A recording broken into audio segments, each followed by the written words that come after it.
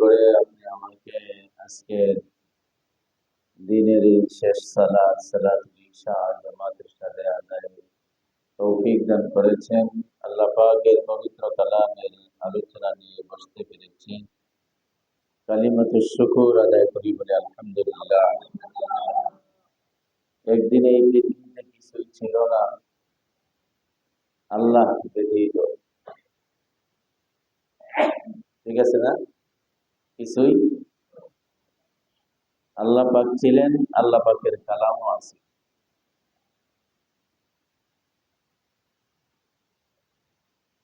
আবার একদিন এই পৃথিবী কেউ থাকবে না, আল্লাহ পাক থাকবেন, আল্লাহ পাকের কালামও থাকবে। কথাটা পরিষ্কার বুঝে আসছে যে আল্লাহ ছিলেন, আল্লাহ পাকের কালামও ছিল, আর কিছুই ছিল না। আরেকটা দিন এরকম আসবে যে এই জগতে কিছুই থাকবে না, আল্লাহ পাক থাকবেন, আল্লাহ পাকের কালামও থাকবে। কালাম কোথায় থাকবে? যে কালামের বাড়ি যেখানে ছিল, কোথায় না? জান্নাতের ভিতরে।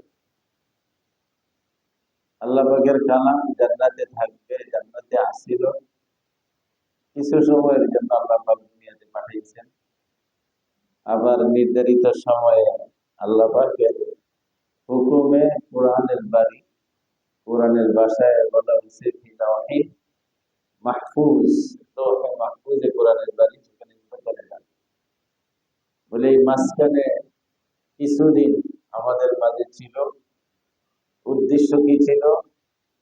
যে আল্লাহ পাক ওই জান্নাতটা সিদরাতুল মুনতাহা, যেখানে যেখানে সাধারণত প্রাণীদের বিচরণ সীমা রেখা দেওয়া, এরপরে আর কোন প্রাণীর অবস্থানের সুযোগ নাই, যাইতেও পারে না। সেখানে আছে আল্লাহ পাকের নূর, সুবহানাল্লাহ বলি। সেখানে আছে আল্লাহ পাকের নূর। কেন বলে? সিদরাতুল মুনতাহার আরো কত কোটি কোটি মাইল দূরে, হ্যাঁ, আল্লাহ পাকের আরশ আছে।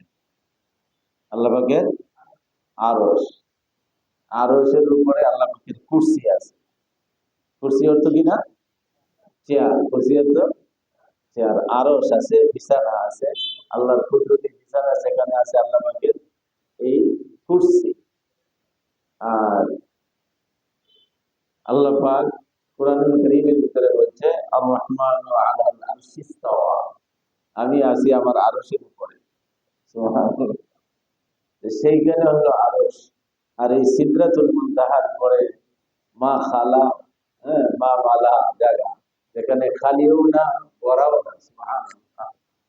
খালিও না ভরাও না।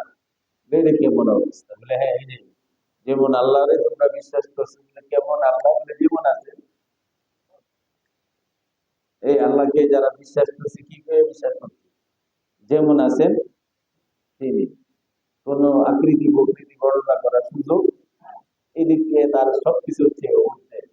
বলে আল্লাহ পাকের পরিচয় দিচ্ছে আল্লাহ নূরুস সামাওয়াতি ওয়াল আরদ।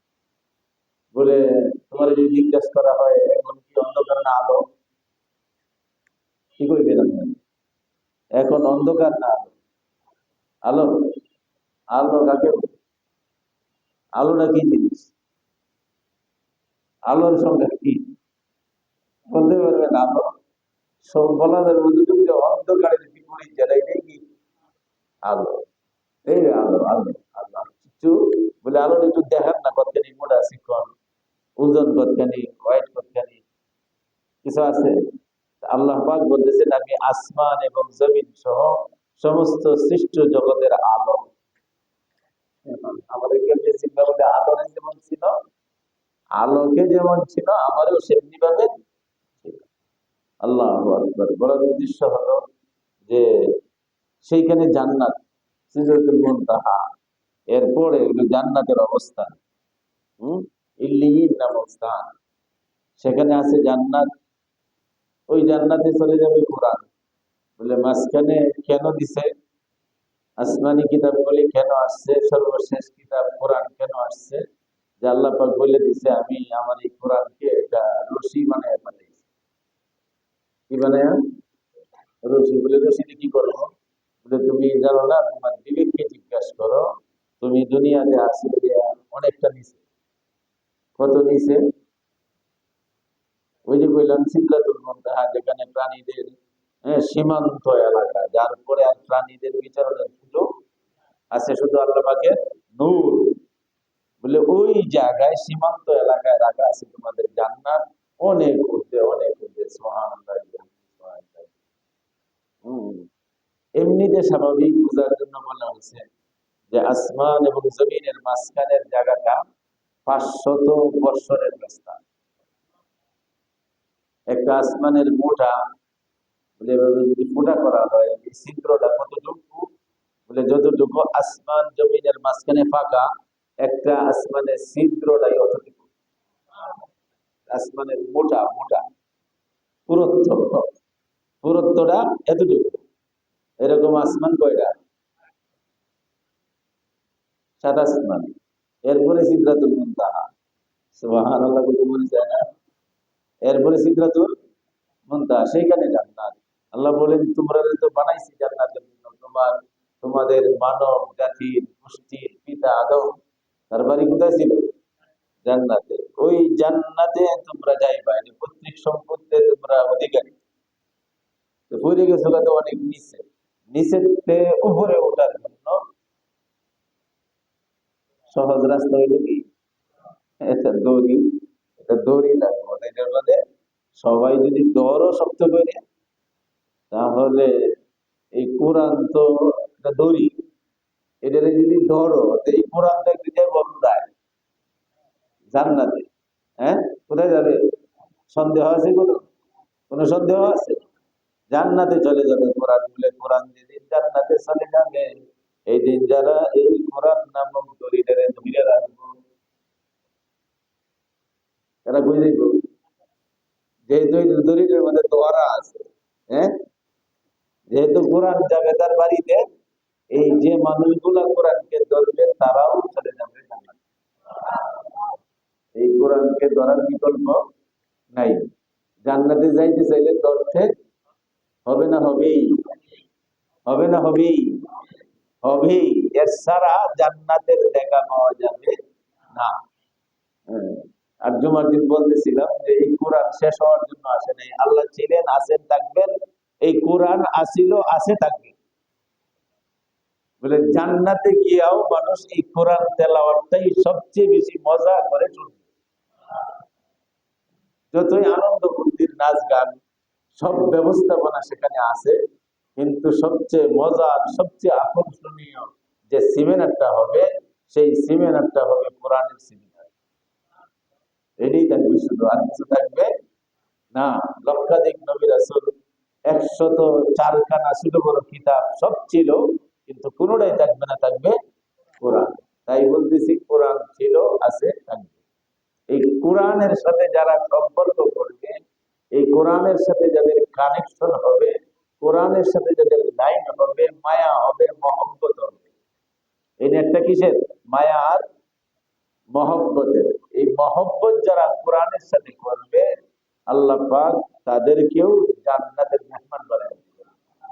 কোরআন গোয়াদ মান শাহাদু জাহানা, কোরআন গোয়াদ মান শাহাদু জাহানাম, কোরআন কারীরা বদর জান্নাত রাসানা, কোরআন কারীরা বদর জান্নাত রাসানা।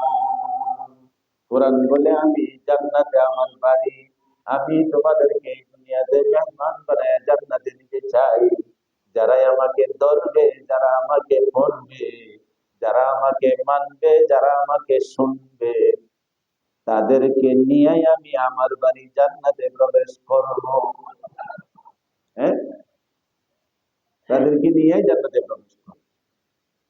আমাদের এই কোরআন আনছিল হযরতে মুহাম্মদুর রাসূলুল্লাহ সাল্লাল্লাহু আলাইহি ওয়াসাল্লাম। তিনি আসেন না গেছেন?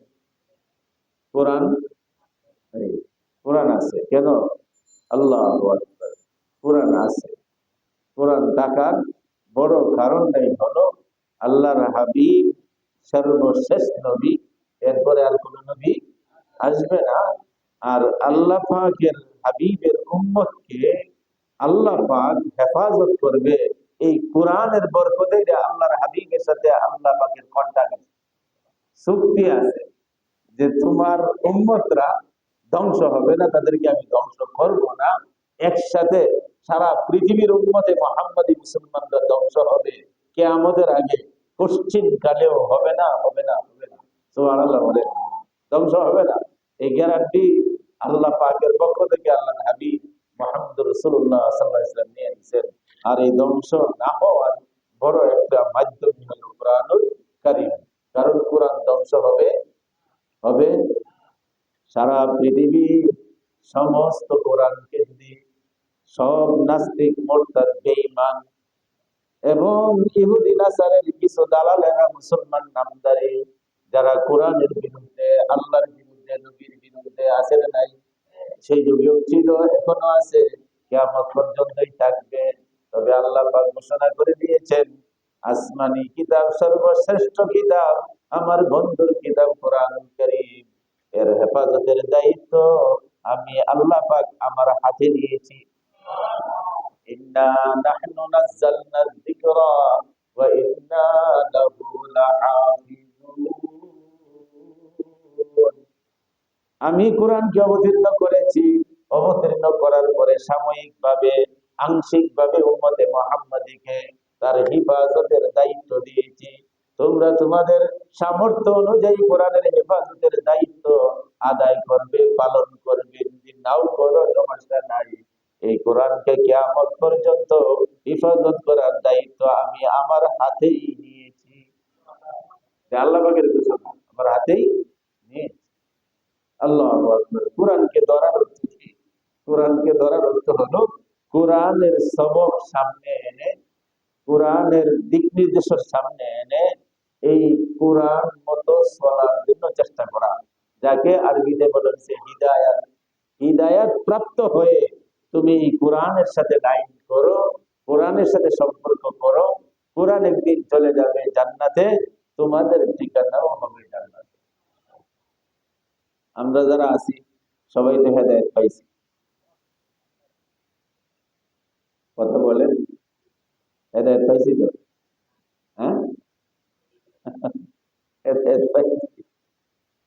আমার বউ বাচ্চারা যারা দিনদার নামাজ পড়তেছে এরা হেদায়েত পাইছে, আলহামদুলিল্লাহ, আলহামদুলিল্লাহ। হেদায়েত পাওয়াই সবচেয়ে বড় নিয়ামত। হ্যাঁ, সবচেয়ে বড় নিয়ামত হিদায়াত পাওয়া। হিদায়াত মানে এই তালিমের ভিতরে এখানে দাঁড়ায় বলতেছিলেন, হিদায়াত মানে জান্নাতে পৌঁছার সুনিশ্চিত সঠিক রাস্তার নাম হিদায়াত। জান্নাতে পৌঁছার ভুল রাস্তা না, সন্দেহযুক্ত রাস্তা না, জান্নাতে পৌঁছার, জান্নাতি হওয়ার সঠিক রাস্তা পায়া তার উপরে চলার নাম কি? হিদায়াত। আমরা ইনশাল্লাহ জান্নাতে যাইতে চাই তো, একটু খালি চিন্তা করা লাগবে সুনিশ্চিত যে রাস্তায় আছি এই রাস্তাটা জান্নাতের কিনা। কথা ঠিক আছে তো? এক জায়গায় যাও, অনেক রকমের রাস্তা আছে। আমরা তো সবাই জান্নাতে যাইতে চাই, জান্নাতের প্রতি। তবে পথটা ঠিক জান্নাতের কিনা, এই যে একটু চিন্তা করার দরকার আছে না নাই? যাইতাম চাই রামপুরা বৌবাজারের ভিতরে, যদি বাম দিকে হাঁটা শুরু করি, হাঁটা যাইব ঘন্টার ঘন্টা।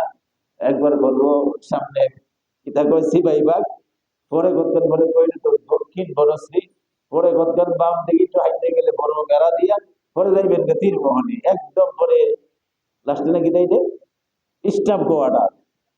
হাঁটা তো চলতেছে, রাস্তাও যানবাহনও আছে না নাই? আছে, কিন্তু রাস্তাটা ঠিক করতে পারি না। এই যে রামপুরা সামনে আসি বলে বলবো, যদি ফিরন লাগে তো ঘুরান দেওয়া লাগবে। এই ভাই রাস্তাটা তো ভুল হয়ে গেছে, তুমি বউবাজারে উঠে যদি ডান দিকে ঘুরান দিতা, এতক্ষণ তো স্টাফ কোয়ার্টার লাগাতে আওয়াজ দরকার ছিল না। 5 মিনিট 3 মিনিট পরে তো রামপুরা দেখতে রাস্তাটা চিনার দরকার আছে না নাই?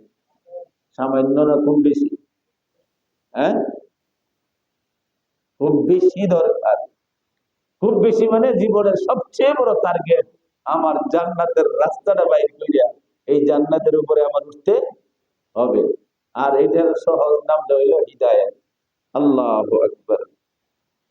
আজকের যে আয়াত কেন আপনাদের সামনে তেলাওয়াত করা হয়েছে, খুব সংক্ষিপ্ত ভাবে মনে রাখতে হবে।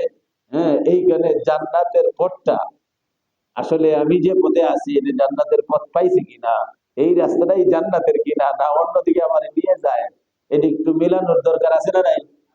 আছে তো সবারই? একটু মিলাবো তো ইনশাল্লাহ। আল্লাহর ভাষায় একটু মিলাই যে আমার পথটা এটা কি আসলে পুরাপুরি জান্নাতের রাস্তা কিনা, না আঁকা বাঁকা বইরে মোড়ের মধ্যে বেদাল লাগাই দিতে পারি। মোড়ের মধ্যে যদি রাস্তা, 3 রাস্তাও আছে, 4 রাস্তাও আছে, 5 রাস্তাও আছে, ঢাকাতে 7 রাস্তার মোড়ও আছে, আছে না নাই? এ সর্বনাশ, যদি বেদাল লেগে যায় তো আমি কোনো করে গিয়ে হারাই যাবো না। হারাই গেলে আর জান্নাত সামনে পড়বে। আজকে সূরা জুমার 23 নম্বর পারার সর্বশেষ পৃষ্ঠাটার 22 নম্বর আয়াতটা, একটা আয়াত আপনাদের সামনে তেলাওয়াত করছি। আল্লাহ পাক আগে শব্দের অর্থটা বুঝেন। আফামান শারাহাল্লাহু সাদরাহু লিল ইসলাম, ইসলামের জন্য আল্লাহ পাক যার হৃদয়, যার সিনা, যার বুককে খুলে দেয়, ইসলামের জন্য যার মনটা, দিলটা আল্লাহ পাক খুলে দেয়, বলে চিনবেন কেমনে? বলে ফাহুয়া আলা নূরিম মির রাব্বি, সেই লোকটা তার প্রভুর পক্ষ থেকে একটা আলোর ছায়া, আলোর পথে চলে। আলোটা কে দেয়? আল্লাহ। কিসের দ্বারা দেয়? এটা লাগবে, এটা কোনো আলো ধরি আমি বলছি, এটা টর্চ লাইট, এটা আলো, এটা বাতি। হ্যাঁ, এটা ধরতে হবে। আল্লাহ পাক নিজে বলতেছেন আফামান শারাহাল্লাহু সাদরাহু লিল ইসলাম। হ্যাঁ, আল্লাহ পাক যে ব্যক্তির অন্তরকে ইসলামের জন্য খুলে দেয়, যে ব্যক্তির অন্তরে ইসলামকে ঢুকাইতে চায়, যে ব্যক্তির অন্তরের ভিতরে আল্লাহ ইসলামের আলো দিছে, ইসলামকে জাগা দিছে, ফাহুয়া আলা নূরিম মির রাব্বি, তার প্রভুর পক্ষ থেকে সে বিশেষ একটা আলোর উপরে আছে, একটা আলোর রাস্তা, আলোকিত রাস্তার উপরে আছে। সে এই আলোর রাস্তার উপরে যেহেতু আছে, যার হাতে লাইট আছে, যার হাতে আলো আছে, যার হাতে বাতি আছে, এই লোকটা 3 রাস্তা হোক আর 2 রাস্তা হোক আর 5 রাস্তা হোক, 7 রাস্তা হোক, যখন লাইট দিয়ে বাড়ি মারবে, বাড়ি মেরে সে তার বাসার রাস্তাটা ঠিকই। আর যদি গভীর অন্ধকারের ভিতরে হইয়া থাকে, এই লোকটা কোন দিকে মোড় দিবে? আল্লাহু আকবার, আল্লাহু আকবার। পর্দা পার হইলে, যে পর্দা পার হইলে পরে যে কিছু রাস্তার মোড়ের মধ্যে গিয়া কতবার যে এদিক সেদিক যাওয়া হয়েছে বিভিন্ন মাহফিলে, এরপরেও আর মাথায় ঢুকে না এখন গাড়িটা কোন দিকে ঘুরাইব, কোন দিকে ঘুর দিবে।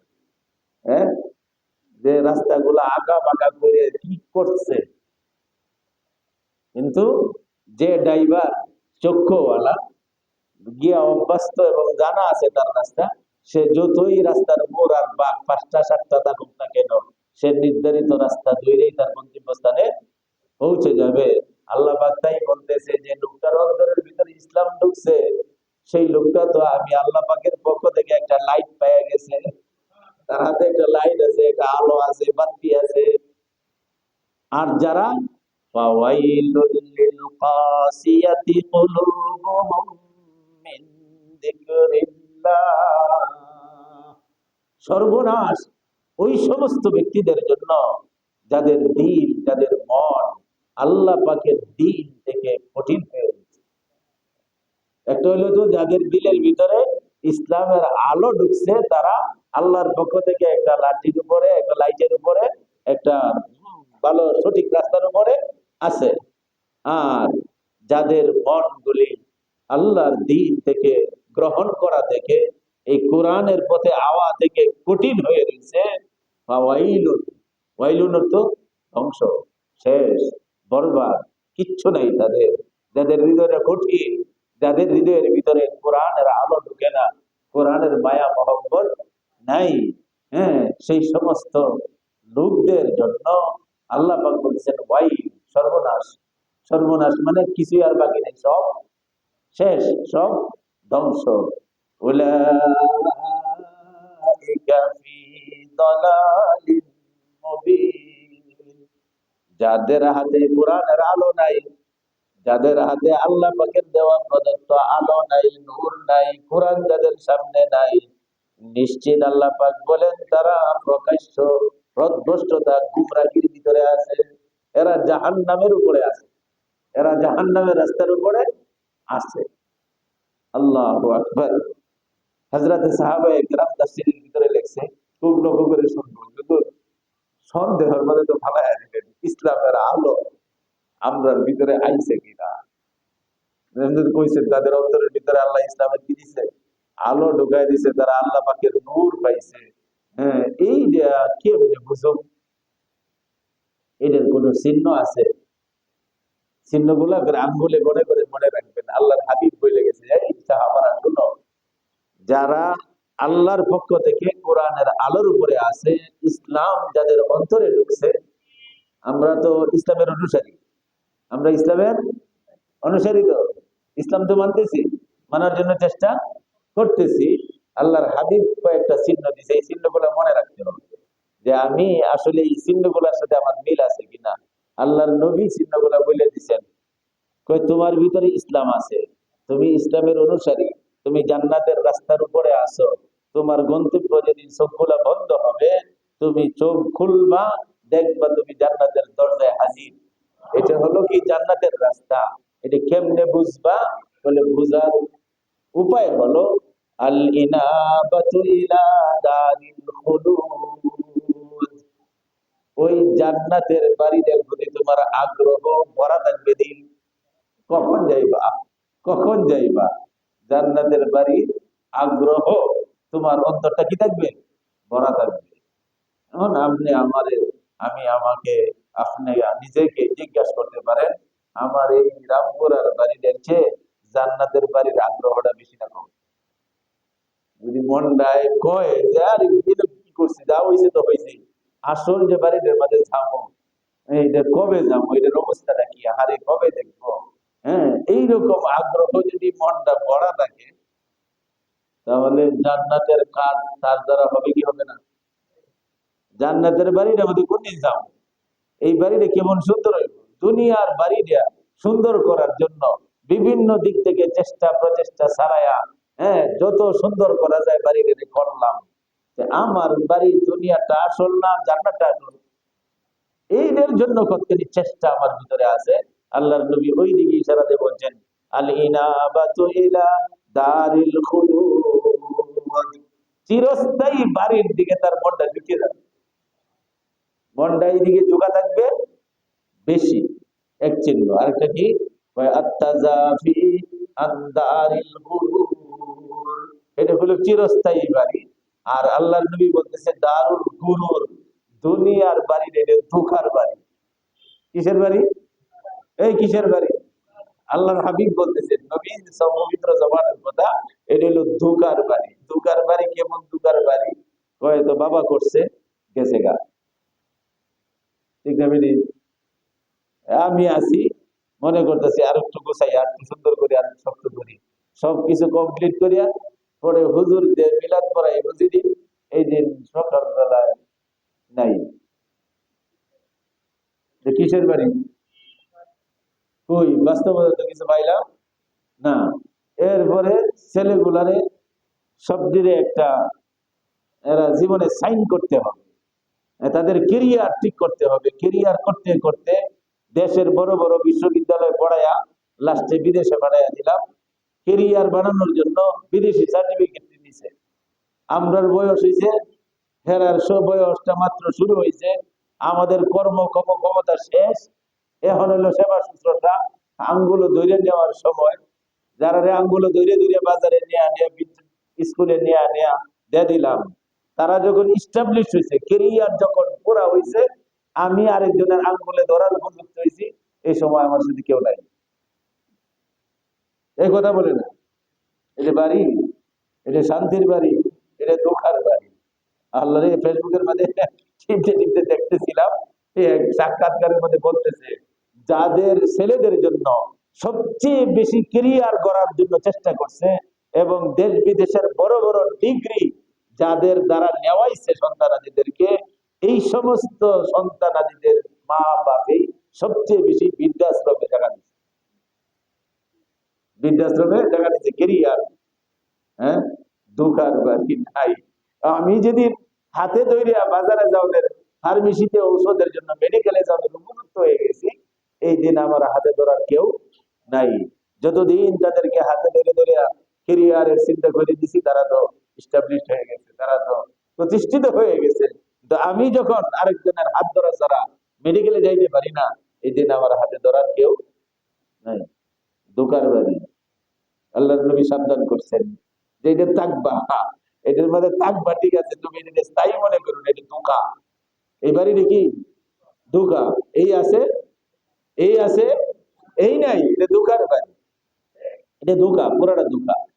আল্লাহু আকবার। আরেকটা কি, আত্তাহুবুলিল মাউতি ক্বাবলা নুজুলিহি, যেহেতু তোমার মনটাই জান্নাতের বাড়িতে যাইতে চায়, তাহলে এইখানে তো মরণ ছাড়া যাওয়া যাইব? হ্যাঁ, মরণ ছাড়া তো জান্নাতে, তাহলে মরণ লাগবে কি লাগবে না? মরণ লাগবে তোমার স্বার্থে, তুমি তো জান্নাতে যাইতে চাও। অতএব মৃত্যুটা এটা বয়ের কিছু না, এটা তো এটা ছাড়া তো তুমি জান্নাতের দেখা পাইবা না। অতএব নিশ্চিত মৃত্যুটা তোমার কাছে ভালোবাসার জিনিস হবে, ভালোবাসার মায়ার জিনিস হবে, যে এই মৌতের সাথে দেখা না করে আমি আসল বাড়িতে ঢুকতে পারো। অতএব এই রাস্তাটা এটা কঠিন না, কারণ এই রাস্তাটা পার হইলে আমার আসল বাড়ি জান্নাত। আত্তাহুবুলিল মাউতি, অতএব এই রাস্তাটা পার হওয়া তোমার খুব জরুরি। করে এই রাস্তার ভিতরে কি লাগবে, কি করা লাগবে, এই জিনিসগুলার বুঝ যখন তোমার ভিতরে আসবে, প্রস্তুতি যখন তোমার ভিতরে প্রাধান্য পাবে, যে এই বাড়ির সদাই যেত করা দরকার। এখানে যে 1 মাসের 15 দিনের 1 সপ্তাহ বাজার করতেছি, এই যে কয়দিন তা হোক জান্নাতে বছর খানিক তাহা লাগতো না, কয়েক শত বছর। এই আল্লাহ নবী বড় সুন্দর করে ধাক্কা মারছে, তুমি যেহেতু যাইবা মৌতের প্রস্তুতি নেওয়ার জন্য তুমি তৈরি হইবা, তোমার সংসার চালানোর জন্য প্রস্তুতি নেও। এই মাসটা কেমনে চলবা একটা ফিকির করো, 1 বছর কেমনে চলবা ফিকির করো, 80 বছর 150 বছরের হায়াত তুমি কেমনে কাটাইবার জন্য ফিকির করো। তাহলে চিরস্থায়ী যে বাড়িটা যেখানে শুরু আছে শেষ নাই, তার জন্য তোমার কতটুকু ফিকির করা দরকার, তবু কতটুকু শ্রম দেওয়ার দরকার, কতটুকু সময় তার জন্য দেওয়া দরকার। আল্লাহর হাবিব বলেন, ইসলাম তোমার ভিতরে ঢুকছে, তুমি জান্নাতের পথের উপরে আসো, এটা সহজে বুঝার জন্য মনটা আখিরাতের দিকে বেশি ঝুঁকা থাকবে, খালি জান্নাত জান্নাত বাসতে থাকবে। আর এই জান্নাতের কথা চিন্তা করতে করতে দুনিয়ার আকর্ষণ মোহটা তোমার কমবে, দুনিয়ার লোভটা তোমার ভিতরে কমে যাবে। আর কি হবে, যেহেতু হলো মৌত ছাড়া যাওয়া যাবে না, মৃত্যু ছাড়া যাওয়া যাবে না, মৃত্যুর সামানা তৈরির জন্য তুমি ব্যস্ত হয়ে যাবে, যে কিভাবে আমার মরটাকে সহজ করা যায়, কিভাবে মৃত্যুটারে আসান করা যায়, কিভাবে মৃত্যুর আমি ফাড়ি দিয়ে জান্নাতে আমি বসতে পারি। এইরকম একটা চিন্তা তোমার মাথায় সর্বদাই কাজ করতে। মসজিদের ভিতরে না বাইরে, বাহিরে না ব্যবসাতে বইলে পরেও গদির মাঝে বসলে আর স্মরণ করার দরকার নাই। আর গদিটা যদি প্রধান গদি দেওয়া হয়, তো আর কোনো মানসিক হিসাব করার এই দরকার বলছে না। তুমি তো মৃত্যুর দ্বারা জান্নাতে ঢুকবা, অতএব মৃত্যুরা সর্বদাই তোমার সামনে রাখতে হবে। তুমি যে কোনো জায়গায় যাও, তোমার যারা যেন কি হবে না, কোনো অন্যায় কাজ হবে না, তোমার এই চোখ হারাম জিনিস দেখবে না, তোমার এই জবান মিথ্যা গীবত বলবে না, তোমার এই হাতের দ্বারা অন্যের সম্পদ নষ্ট হবে না। নামাজে দাঁড়াইবা, নামাজে দাঁড়াইলে খালি মনটায় চায় আরো একটু করি, আরো 2 রাকাত করি, আরো একটু করি, আরো একটু করি। সুবহানাল্লাহ বলেন। এই হলো মৌতের জামানা, জান্নাতের আগ্রহ। গুনাহটা এই সর্বনাশ, এটা করা যাবে না। গুনার প্রতি ভয় আসা, গুনার প্রতি ঘৃণা আসা, এইটাই হলো দুনিয়ার থেকে যে তুমি ফারে করছো এর চিহ্ন। গুনার কাজ আসলে পরে তোমার বড় ভয় লাগে, নেক কাজ আসলে পরে করতে ভালো লাগে। নামাজে দাঁড়াইছো, পড়তে ভালোই লাগে, জিকিরে বসছো আরো 1000 বার করি, কোরআন শরীফ নিয়ে বসছো আরো তেলাওয়াত করি। আখিরাতের কাজগুলি তোমার কাছে যখন ভালো লাগতে থাকবে, আর দুনিয়ার গুনার কাজগুলি তোমার কাছে ঘৃণার মতো তৈরি হবে, তুমি নিশ্চিত জেনে রাখো তুমি জান্নাতের সঠিক রাস্তা পাইয়া গেছো। এই রাস্তার মাথায় গিয়ে দেখবে তোমার জান্নাত। সুবহানাল্লাহ। কারণ আমরা নিজেদেরকে বোঝা লাগবে যে আসলে নামাজ, হ্যাঁ, ভালো লাগে কিনা, কোরআন তেলাওয়াত ভালো লাগে কিনা, জিকিরে দাঁড়াইলে ভালো লাগে কিনা, কোরআন শুনতে ভালো লাগে কিনা। না, যদি আমাদের মেয়ে ছেলেরা, আমাদের পরিবারের মানুষেরা কোরআন তেলাওয়াত না কইরা আরেকটা মোবাইলের ভিতরে নাটক সিনেমাটা ভালো লাগে, তাহলে আর বুঝার বাকি নাই যে জান্নাতের রাস্তার উপরে। টিভিতে দেখতে ভালো লাগে, কোরআনের কথা তালিম একটু শুনতে ভালো লাগে না, হারাম জিনিস মাল আসতেছে বাসার ভিতরে, চিন্তা আসে না মনে, দাগ কাটে না হালাল ভাবে আসতেছে না হারাম ভাবে আসতেছে, যে সুদের পয়সা না ঘুষের পয়সা, এইগুলি যদি চিন্তার ভিতরে দাগ না কাটে, বলে তুমি তুমি বুঝতে পারবা নিজেই যে তুমি জান্নাতের আসল রাস্তার উপরে নেই। আর যখন নেক কাজ, নেক আমল, জিকির, তিলাওয়াত, কোরআন পড়া, হুজুরদের সাথে চলা উঠা বসা, তাদের সাথে সময় দেওয়া, ঈদের মাঝে যদি মনটা যদি ভালো লাগে, আল্লাহু আকবার, তুমি নিশ্চিত জেনে নেবা আল্লাহ পাকও বলতেছে তুমি জান্নাতের সঠিক রাস্তার উপরে আমার আলো নিয়ে আসো, আমার দেওয়া লাইটের উপরে আসো। আর যদি এই হারাম জিনিস ভালো লাগে, দেখতে ভালো লাগে, যুবকরার কাছে মোবাইল ভালো লাগে, মোবাইলের ভিতরেও তো অনেক চিন আছে, অনেক সিমটম আছে। আল্লাহু আকবার। আজকে মাগরিবের সময় যে ছেলেটার কথা বলতেছিলাম, হ্যাঁ, কয়টা যুবকের ভিতরে মসজিদের, কয়টা যুবকের মোবাইলের ভিতরে মসজিদের ইমাম সাহেবের নাম্বার আছে, চেক করবেন। তোমার বন্ধু বান্ধবের তো নাম্বার অনেক আছে, মসজিদের হুজুরের তো নাম্বার নাই। তোমার একটা জিনিস হঠাৎ করে জানতে মনে চাইলো, তুমি যে জান্নাতের রাস্তার উপরে আসো, তোমার লাইন দিয়ে কতটুকু জান্নাতের রাস্তার উপরে আছে তোমার তো টেস্ট হয়ে যাবে। তোমার কাছে বিদেশি নায়ক নায়িকাদের চেহারা, তাদের গান শোনা ভালো লাগে, মসজিদের হুজুরের কথা তো ভালো লাগে না, তোমার বন্ধু বান্ধবের আড্ডা মারতে তোমার ভালো লাগে, তোমার ঘরে তোমার আব্বা আম্মারে সময় দিতে ভালো লাগে না, তাদেরকে একটু ডাক্তার দেখানোর প্রয়োজন তুমি মনে করো না। যুবক বন্ধু, তুমি নিজেই বুঝো তুমি জান্নাতের রাস্তার উপরে আসো না জাহান্নামের রাস্তার উপরে আসো। রাস্তাটা বন্ধু একদিন শেষ হবেই হবে, রাস্তাটা একদিন শেষ হবেই হবে। তবে আফসোস, আমার সাবধান হলো, আমি যে রাস্তাটার উপরে আছি এই রাস্তাটার ঠিকানাটা শেষ মাথাটায় জান্নাত না জাহান্নাম।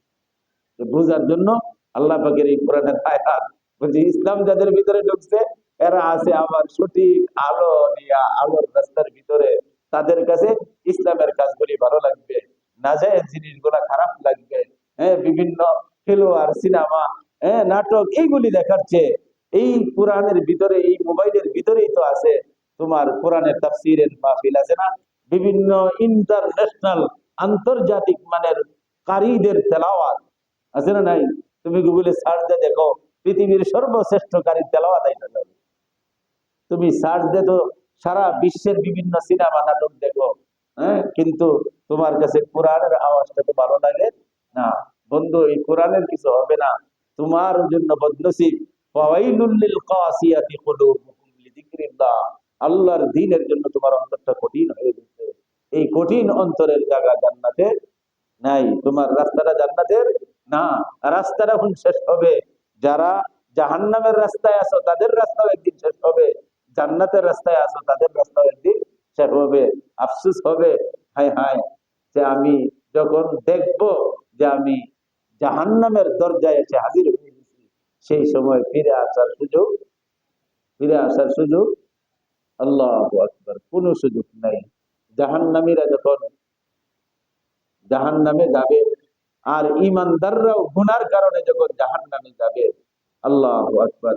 সর্বশেষ জাহান্নামীর কথা আছে, এ যে কানতে থাকবে, কখন বাইর হব, কখন বাইর হব। আল্লাহ একটু যদি শুনতো, যে সেদিন তোমার কোটি কোটি বছর কান্নার পরেও একবার সারা পাইবা না। আর এখন যদি একবার তুমি আল্লাহকে অন্তর থেকে ডাক মারো, আল্লাহ পাকের রহমত 1000 বার তোমার দিকে আগায়। ঠিক না? যে তুমি যাইবা অর্ধ হাত আল্লাহর দিকে। হাদিসে কুদসি আল্লাহ বলে, তুই আমার দিকে আধা চাইবে, আমার রহমত তোর দিকে 1 হাত আগায় যাবে। হাদিস 1 হাত আগায় যাবে তোরা ধরার জন্য। কিন্তু বন্দা সাবধান হও, একদিন ডাকবা। কিতাবের ভিতরে লিখতেছে আল্লাহু আকবার, একটা জাহান্নামী ডাকতে থাকবে। হ্যাঁ, মালিক ফেরেশতারে ডাকতে থাকবে। জাহান্নামের ফার্স্ট ফেরেশতা, প্রধান যে রক্ষী ফেরেশতা মালিক, এরে ডাকতে থাকবে, মালিক মালিক মালিক। আল্লাহু আকবার, আল্লাহু আকবার, আল্লাহু আকবার। বলছে এই পৃথিবীটা শুরু থেকে নেয়া শেষ পর্যন্ত একদিন তো পৃথিবীটা শেষ হবে। শেষ হবে না? এটার একটা হায়াত হবে না? পৃথিবীর হায়াত। হ্যাঁ, এটা মনে করেন না যে আদম এই পৃথিবী শুরু করছে। এই পৃথিবীর আসমান জমিন বানানোরও 50,000 বছর আগে আল্লাহ পাক কুরআনকে নিজের হাতে লিখে দিয়েছেন। এগুলো আসমান জমিন কিচ্ছুই নাই। সেই সময়েই তার পেয়ারা বন্ধু মুহাম্মদুর রাসূলুল্লাহ সাল্লাল্লাহু আলাইহি সাল্লামকে আল্লাহ পাক কুদরতি ভাবে বানায় রাখছে। এর উদ্দেশ্য হলো ইয়াসিন ওয়াল কুরআনিল হাকীম। ইয়াসিন যে শব্দটা, এটা আমাদের বিশ্ব নবী মুহাম্মদুর রাসূলুল্লাহ সাল্লাল্লাহু আলাইহি সাল্লামের একটা নাম। আমি যদি ডাক দেই, এই আব্দুল সালাম, আব্দুল সালাম, এই লোকটা কাছের ডাক দেয় না দূরের মানুষটারই ডাক দেয়? আব্দুল সালাম, এই আব্দুল সালাম, কাছে থাকলে না দূরে থাকলে? আল্লাহ পাক ইয়াসিন, হে মুহাম্মদ সাল্লাল্লাহু আলাইহি সাল্লাম। ইয়াসিন আল্লাহর হাবিবের একটা নাম। আল্লাহ ডাক দিতেছে ইয়াসিন। তাহলে বোঝা যায় বন্ধু মুহাম্মদুর রাসূলুল্লাহ আসমান জমিন সবকিছু সৃষ্টির 50,000 বছর আগেই আল্লাহ পাক বানায় রাখছেন, তৈরি করে রাখছেন। এই জন্য কোন কোন বর্ণনায় আসছে আউয়ালু মা খালাকাল্লাহু নূরি, পৃথিবীর সৃষ্টির ভিতরে সর্বপ্রথম আল্লাহ পাক আমি মুহাম্মদকে তৈরি করছেন, আমি মুহাম্মদের নূরকে তৈরি করে রাখছি। ডাক দেয় আল্লাহ পাক, বুঝা যায় না ইয়াসিন, এই মুহাম্মদ, এই বুঝা যায় কাছে আল্লাহর হাবিবকে আল্লাহ পাক নিজের সামনে রেখে ডাক দিছে ইয়াসিন, এই ইয়াসিন, ইয়াসিন ওয়াল কুরআনিল হাকীম, হিকমতপূর্ণ জ্ঞানপূর্ণ কোরআনের কসম। আল্লাহু আকবার, আল্লাহু আকবার। বলতেছিলাম যে এইগুলি সবকিছু বানানোর আগেই আল্লাহ পাক আল্লাহর হাবিবকে তৈরি করে রাখছেন। আর এই আল্লাহর হাবিবই থাকবেন। হ্যাঁ, বিভিন্ন সময় আমরা বিভিন্ন আলোচনা শুনছি, কেউ তো কোনো কাউকে নিয়ে কোনো চিন্তা করবে না, সবাই নিজের নিয়ে ব্যস্ত হবে। আর একজনেই চিন্তা করবে উম্মতের ব্যাপারে, তিনি মুহাম্মদুর রাসূলুল্লাহ সাল্লাল্লাহু আলাইহি সাল্লাম। তাফসীরের ভিতরে লিখতেছে হযরত জিবরাইল আলাইহিস সালাম আসছেন, আজরাইল আলাইহিস সালাম আসছে আল্লাহর হাবিবকে নেওয়ার জন্য। হ্যাঁ, আয়েশা দূরা দাঁড়ায় রয়েছে, জিবরাইল আলাইহিস সালাম আগে আসছে। আয়েশা বলতেছে আসসালাতু ওয়াসসালামু আলাইকা ইয়া রাসূলুল্লাহ ইয়া হাবিবাল্লাহ। হ্যাঁ, আজরাইল একটু বাইরে আসতে চায়, আপনার কাছে অনুমতি চায়, আসবে কিনা? আল্লাহু আকবার। জিব্রাইল জিগায়, জিব্রাইল দোস্ত তুমি কি কও? আরে বন্ধুর মতো সম্পর্ক ছিল, দোস্ত জিব্রাইল তুমি কি কও? আজরাইল তো কাহার অনুমতি, এমনি একটু আগে আয়েশা বলবে আসসালাতু ওয়াসসালামু আলাইকা ইয়া রাসূলুল্লাহ ইয়া হাবিবাল্লাহ, আপনি ঠিকই বলছেন, আমি আজরাইল কাহার অনুমতি এই জায়গাটাতে একটু রাখতেছি। এই পৃথিবীর ফার্স্ট অনুমতির অপেক্ষায় এখানে দাঁড়ায় আছে। আপনার অনুমতি তাহলে ঢুকবো না। আর হুজুর এইটাও জানায় যে আজকেই আমি আজরাইলের অনুমতি নেওয়ার পালা শেষ, আজকেই শুরু, আজকেই শেষ। কিয়ামত পর্যন্ত আর কোন সত্তার জন্য, ব্যক্তির জন্য আমি আজরাইল অপেক্ষা করবো না, আসবো আর শেষ হয়ে যাবে।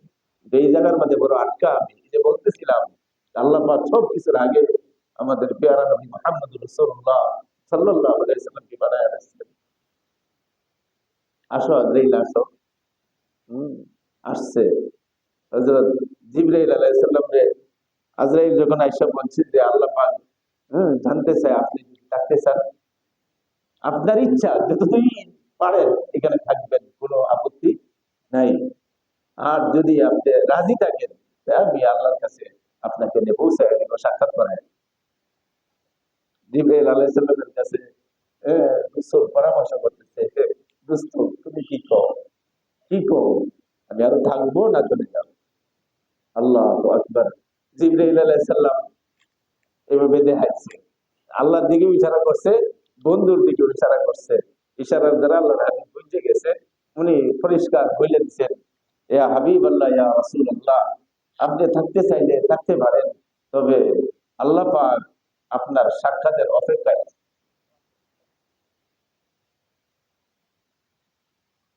আল্লাহ পাক সাক্ষাতের অপেক্ষায় আছে। জিবরাইল যেন বোঝায় দিতে চায় যে আপনার চলে যাওয়াটাই উত্তম, এই দুনিয়া ছেড়ে দেন।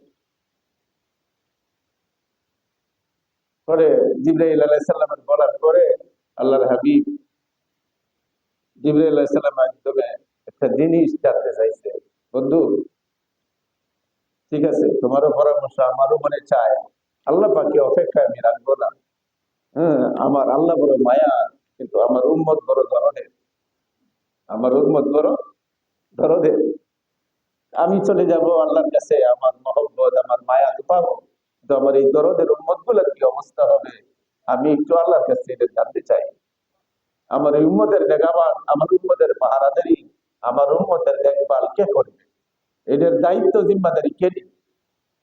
এটা একটু আমি আল্লাহর কাছে জানতে চাই। বন্ধু তুমি জানো, আল্লাহ পাকের কাছে জিবরাইল আলাইহিস সালাম আবার বললেন যে আপনার বন্ধু তো তার উম্মতের অবস্থা জানতে চায়, উনি তো আল্লাহর ছেড়ে আসবে, উম্মতের কি হাল হবে? আল্লাহ পাক সাথে সাথে বন্ধুরে ডাকতে জানাই দিছে, ও জিবরাইল, আমার বন্ধুরে জানায়া দাও, আমি আমার বন্ধুর সাথে ওয়াদা করলাম, সারা পৃথিবীর বন্ধুর উম্মতের দলকে আমি একসাথে কখনো ধ্বংস করব না। যত অন্যায় যত নাফরমানি করো ভাই, যে অবস্থা আজকে শুধু আমাদের পরিবারের নয়, আমাদের সমাজের নয়, আমাদের দেশের অবস্থা চাই দেখেন, কোন জায়গাটার মাঝে আছে যে এখানে অন্যায় নাই, এখানে অবিচার নাই, এখানে জুলুম নাই, এখানে মিথ্যা নাই, এখানে ঘুষ নাই, এখানে সুদ নাই, এখানে নাজায়েজ বেফরদিগি নাই, এখানে হারাম নাই, সব জায়গায় স্তরে স্তরে হারামের ভর্তি।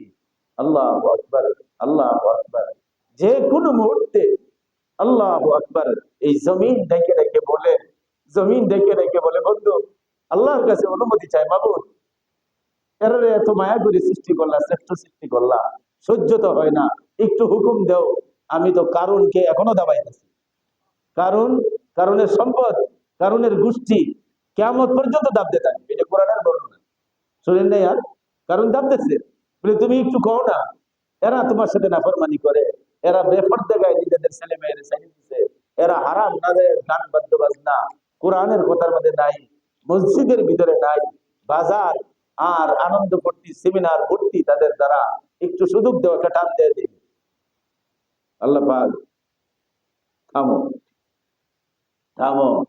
আসমান বলে দুই একটা বজ্র ফলায় দিলি তো শেষ, জমিন বলে একটা লারা মারলে পৃথিবী তছনছ করে দিতে পারে। সহ্য তো হয় না বাবু, যে অন্যায় যে নাফরমানি তারা করতেছে, যে বেফরদিকি ভাবে চলতেছে, নাজায়েজ উলঙ্গপনার জীবন যেভাবে করতেছে, বাবু সহ্য হয় না, একটা লারাতে দিচ্ছে, থামো। আসমান বলতে থাকে কয়েকটা বস্ত্র ফলায় দিই, শেষ হয়ে যাবে, থাম। সাগর বলে দুই একটা জলোচ্ছ্বাস ঠেলা মারুন, পুরা পৃথিবীটা 4 ভাগের 3 ভাগ পানির মাঝখানে আটকানো, একটা ঢেউ মারো, পৃথিবীর ভূখণ্ডটা, বাংলাদেশটা, এটা তো কোনো ব্যাপারই না। হ্যাঁ, 4 ভাগের 3 ভাগ হইলো 3 ভাগ, 1 ভাগ হইলো শুকনা, এইটার মধ্যে এত তামসা, এত বাহাদুরি, পানি কয় মাবুদ একটা ঢেউ ধাক্কা দিবে, একটা ঢেউয়ের ধাক্কা দিয়ে সব তছনছ করে দিবে। সাগরের কয় থাম, থামতে কো, আমার তো আমাদের তো আর কিছু করার নাই, তুমি থামতে বললে তো আর বাড়তে পারি না। বলে থামবো কেন বাবু, থামবো কেন? বলে আমি অপেক্ষায় আছি, আমার বন্ধারা করে ফিরে আসেনি, আমি অপেক্ষায় আছি। একবার 60-70 বছরের সময়ও, 25-30 বছরের সময় যদি একবার মুখটা ঘুরে আমার দিকে ফিরে আসে, আমি তাদের অতীতের সবগুলো মাফ করি। আমি অপেক্ষায় আছি, আমি অপেক্ষায় আছি।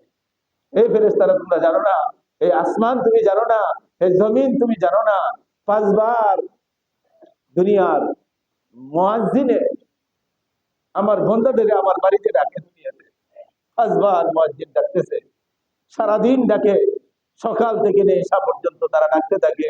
রাত্র যখন গভীর হয় আমি স্বয়ং আল্লাহ পাক এসে আমার বান্দাদেরকে ডাকতে থাকি। হ্যাঁ, এটি হাদিসের শব্দ, এগুলি হাদিসের শব্দ।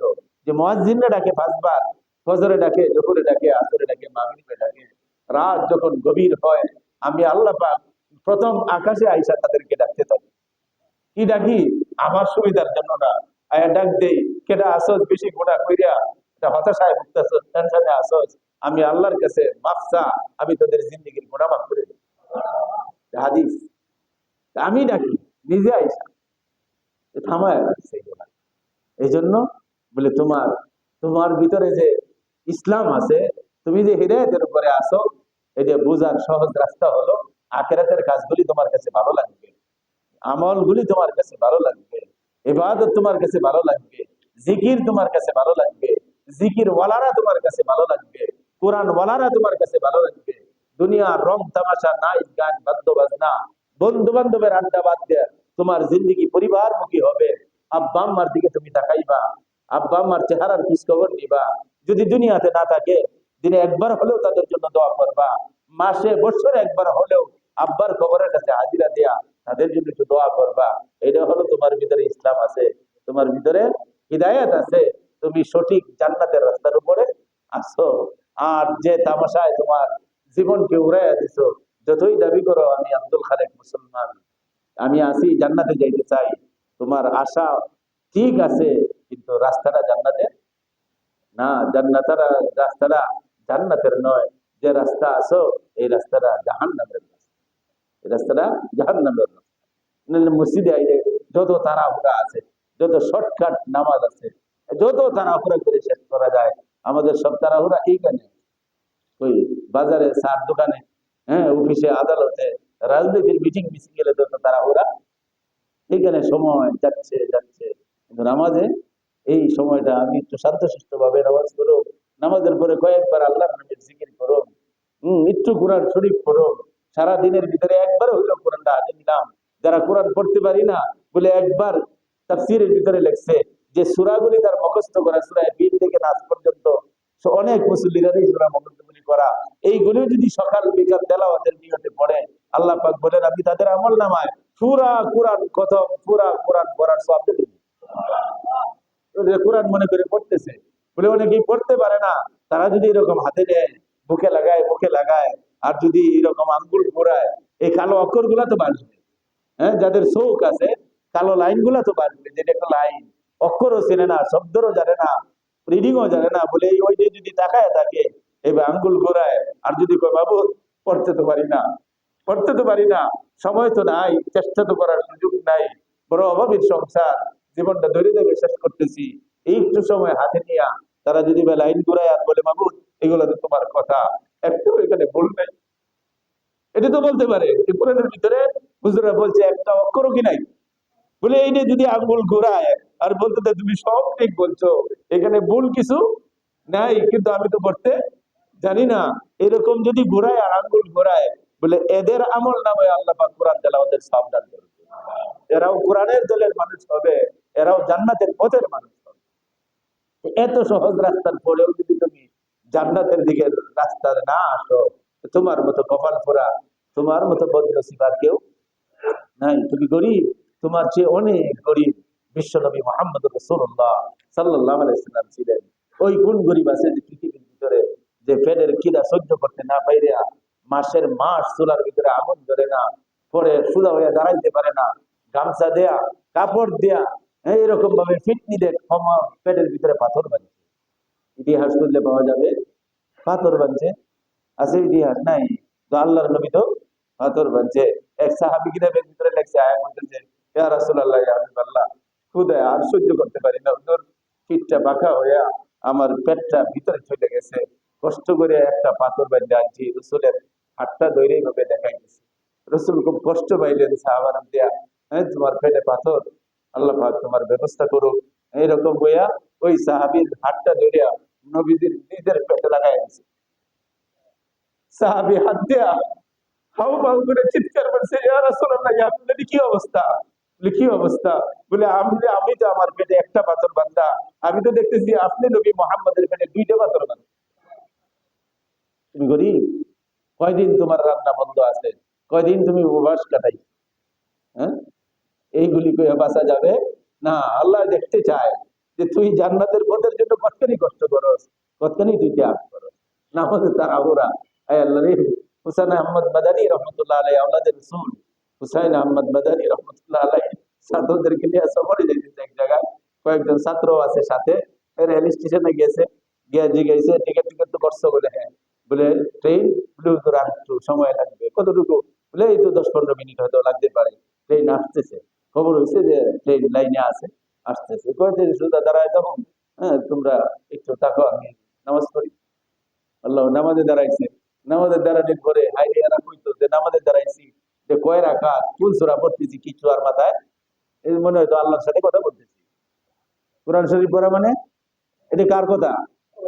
এই আপনি যখন এটা সিডি পড়েন, সিডি পড়েন বেলা সিডিটা পড়তে দেখেন বেলা, এই সিডির সাথে কথা হয় না যে সিডিটা পাঠাইছে তার সাথে কথা হয়? পড়তে দেখেন তার সাথে কথা হয়। তো দাঁড়ায় গেছে নামাজের মাঝে, তো মজা লাগছে, কেরাত লম্বা হইতেছে নাকি কি হয়েছে না হয়েছে, পড়তেছে নামাজ। এই দিক দিয়ে কতক্ষণ পরেই ট্রেন আসছে। ছাত্ররা, হাই হাই রে, এরা ছাত্ররা কয় ট্রেন গেলে যাক, নামাজ কেমনে পড়তেছে পাগলের মতো টাকা, ছাত্ররা কিছু কয় না। ট্রেন আসছে, ট্রেনে কতক্ষণ থাকে, যাত্রীগুলা নামছে, যারা উডারেরা উঠছে, কতক্ষণ পরেই হুইসেল দিছে না একটা, ট্রেন ছাড়া একটা সিস্টেম আছে না, টান দেওয়ার কি দেয়, এটা হর্ন বাজে না একটা, একটা হর্ন বাজছে। ছাত্ররা কোথাও শুয়ে গেছে, যে দীর্ঘ লম্বা ভারতের সফর যারা ট্রেনে করছেন, আল্লাহু আকবার। কাউসারে, কাউসার গেছিল যদি দেওবন্দের, এরপরে যদি সাহারানপুর গেছে, এই দিন কোথায় আব্বু এই ট্রেন যে আমাদের উঠছি, এটা একদিন এক রাত, একদিন এক রাত, এক রাত আরে সিনটা চলতে থাকবে। ঠিক আছে, মাঝখানে স্টপিজ এমন আছে যার মধ্যে কিছু কিনার, কিছু নেওয়ার কোনো সুযোগ নাই, দরজা সব বন্ধ করে ছাড়ে। একদিন সারাদিন চলছে ট্রেন, পরের দিন সারা রাত চলছে, পরের দিন গিয়া 8টা-9টার সময় গেছে আরামপুরে একটা শুনে নামছে। এর পরিচিত এক ছাত্র এবারে নিয়ে গেছে যে ভারতের রাস্তা, এই ট্রেন যদি মিস হয় ছাত্ররা, মনে আছে না যে হুসেন আহমদ মাদানী নামাজে দাঁড়াইছে, ছাত্ররা যে ট্রেন আসছে, যাত্রী নামছে, অপর যাত্রী উঠছে, সারার জন্য হুইসেলও দিছে। এই দিক দিয়ে ছাত্ররা কয় গেলে যাক, হুজুর যা ইচ্ছে করে নামাজ শেষ করে খাসিও দিতাম না, খাসিও। ট্রেন আইলে পরে তো থরথর করে তাড়াতাড়ি বিল্ডিং গুলা কাঁপতে থাকে, রেল গুলার পাথর গুলি কাপ নাচতে থাকে। ট্রেনের একটা দাপট আছে না, তো আমরা খাসি দেওয়ার ধরার লাগছে কি, ওদের কানে দেয় নাই যে ট্রেন আইছে, আমরা ডাক ডুক দিব না, যাও ও হুইসাল দিছে, এখন গলা টলা সব ফুটাই গিয়ে চুপ করে হুজুরের দিকে তাকাই গেছে। উনি শান্তশিষ্ট ভাবে রুম করছেন, চেষ্টা করতেছেন, নামাজ পড়তেছে। তখন সেই যে হুইসাল দিলে তখন 1-1.5 মিনিটের মাথায় হুইসেলটা দেওয়া আর শেষ হওয়া, আধা মিনিটের মাথায় ট্রেনে টান দেয়। এখন ট্রেন তো টান দিছে, এখন তো ট্রেনের চাক্কা দেবে না, জানে দাঁড়ায় নিচ্ছে। তখন ছাত্ররা একবার হুজুরের দিকে তাকায়, আরেকবার ট্রেনের দিকে তাকায়। ড্রাইভার নামছে তাড়াতাড়ি করে, কোনো সমস্যা, ইঞ্জিন চেক করে দিয়ে কোনো সমস্যা নাই। পরে দেখ কেউ চেন টেন টান দিছে কিনা। অনেক সময় চেনে টান দিলে ট্রেন কি হয়ে যায়, চেনা চেনা শিকল ধরে টান দিলে ট্রেন, পরে এই যে দেখেন কিন্তু শিকলেও কেউ ধরে নাই, যায় না কেউ। আরে যায় না কেন, পরে ড্রাইভার তার অন্যান্য মানুষদের দেখ মৌলবী এই পার্শ্বেই প্ল্যাটফর্মের মধ্যে নামাজ পড়তেছে, কইছে কাম হইতো না, ট্রেনের কোনো সমস্যা নাই, অপেক্ষা করো, অপেক্ষা করো, অপেক্ষা করো। হুজুর নামাজ পড়িয়া, হ্যাঁ সালাম টালাম ফিরাইয়া চলো, ট্রেন তো আসছে দেখা যায়, চলো। হ্যাঁ গিয়ে বসছে, বসে শেষ, আর স্টার্টও দেওয়া লাগে নাই, অটোমেটিক ট্রেনটা চলা শুরু। আল্লাহু আকবার, নামাজ এই খবর। আমরা দুনিয়ার জন্য তাড়াহুড়া আছে সব এখানে। বলে তুই আমার জন্য হ, তোর ভিতরে আমার ইবাদত ঢোকা, তোর চিন্তা, তোর সুযোগ সুবিধা, তুই চিন্তা করে কই লাগাত যাইবি, তোর বেজার কতখানি আছে, তুই কতটুকু জানোস, সুযোগ সুবিধা সব আমি আল্লাহর হাতে, আমি ব্যবস্থা করি। হ্যাঁ, আল্লাহ পাক তৌফিক দান করুক, সকলে বলি আমিন। হিদায়াতের যে কথাগুলি শুনলাম, যে মনটা আখিরাতের দিকে যাইতে হবে, মনটা আখিরাতের দিকে ঝুঁকতে হবে, দুনিয়ার মোড় একটু কমতে হবে। আর কিছু আমলের দিকে মজা আসতে হবে, তাহলেই বোঝা যাবে যে গুনাহটার প্রতি যদি ঘৃণা আসে, আমলের প্রতি যদি মজা আসে, আল্লাহ পাক তুই জান্নাতের রাস্তায় আছিস। আল্লাহুম্মা আনতাস সালাম ওয়া মিনকাস সালাম, তাবারাকা ইয়া যাল জালালি ওয়াল ইকরাম। রব্বুল আলামিন, আয় আল্লাহ, তোমার পবিত্র কালামের আলোচনা করার যোগ্যতা আমার নাই মাবুদ। যেগুলি ভুল ত্রুটি হয়েছে এগুলি আমার পক্ষ থেকে, শয়তানের পক্ষ থেকে, তুমি আমাকে মাফ করে দাও আয় আল্লাহ।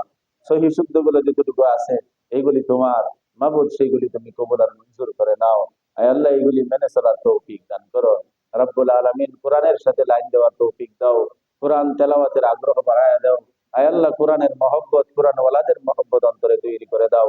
পরিবারটা হিদায়াতের পরিবার বানায় দাও, সমাজটা হিদায়াতের সমাজ বানায় দাও আয় আল্লাহ। দেশটাকে হিদায়াতের দেশ বানায় দাও।